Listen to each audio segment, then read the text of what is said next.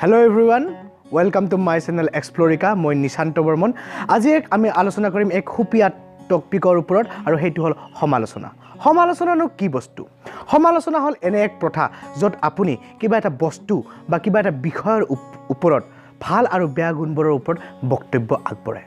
সমালোচনা বিভিন্ন প্ৰকাৰৰ হ'ব পাৰে, যোগাত্মক সমালোচনা, বিয়োগাত্মক সমালোচনা, সৃষ্টিমূলক সমালোচনা, ধ্বংসাত্মক সমালোচনা, ধৰ্মীয় সমালোচনা, পলিটিকেল সমালোচনা তথা আত্মসমালোচনা। আজি আমি আলোচনা কৰিব ওলাইছোঁ আত্মসমালোচনাৰ বিষয়ে। কেতিয়াবা আপুনি নিজকে আত্মসমালোচনা কৰি পাইছেনে? আপুনি কেতিয়াবা নিজকে প্ৰশ্ন কৰি পাইছেনে যে সেইজন মানুহে মোক কিয় ভাল পায়, সেইজন মানুহে মোক কিয় ভাল পায়, বেয়া পায়? মই ইমান অশেষ কষ্টৰ ফলতো মই জীৱনত সফলতা লাভ কৰিব পৰা নাই।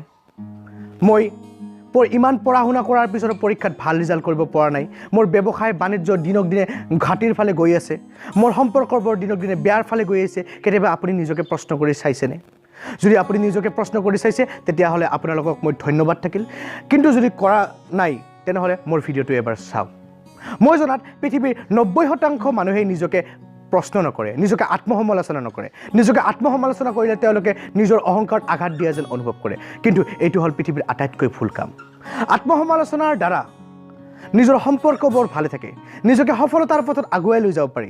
আপোনাৰ ৰিজাল্ট ভাল হ'ব, আপোনাৰ ব্যৱসায় বাণিজ্যৰ উন্নতি ঘটিব, আপোনাৰ জীৱন সফলতাৰ পিনে দপদপে দিনক দিনে আগবাঢ়ি যাব। গতিকে বন্ধু বান্ধৱীসকল, মই তোমালোকক আজি অনুৰোধ কৰিছোঁ, যদি তোমালোকে সুন্দৰ ব্যক্তিত্ব তথা প্ৰভাৱশালী জীৱন জীয়াব বিচাৰিছা, লগতে জীৱনত সফলতা লাভ কৰিব বিচাৰিছা, তেনেহ'লে তোমালোকে অন্ততঃ কিছু সময়ৰ বাবে নিজকে আত্মসমালোচনা কৰা।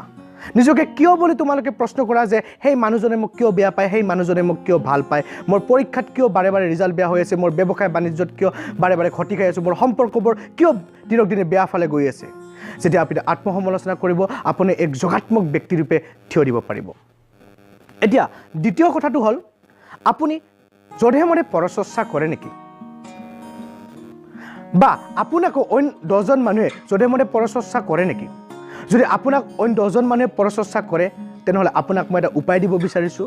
যদি আপোনাক যধে মধে সমালোচনা কৰি আছে তেন্তে হ'লে আপুনি সেই সমালোচনাৰ উত্তৰ দিব নাযাব আৰু সেই সমালোচনাখিনিক আপুনি হাঁহিৰে আঁকোৱালি ল'ব।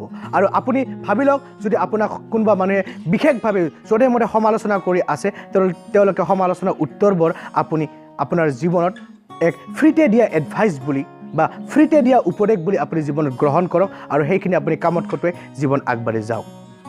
মই শেষত এটা কথাই ক'ম, আত্মসমালোচনা হ'ল মানুহৰ এনে এক বিশেষ যুদ্ধ, আপোনাৰ বেয়া তথা ভাল গুণবোৰৰ বিষয়ে কৰা এক যুদ্ধ, য'ত আপুনি যদি আত্মসমালোচনা কৰি জয় হ'ব পাৰিছে তেনেহ'লে আপুনি জীৱনত শুদ্ধ পথত আগুৱাই গৈ আছে, আৰু যদি আত্মসমালোচনা কৰিব পৰা নাই তেনেহ'লে আপোনাৰ হয়তো বিপথে পথত গতি কৰি আছে।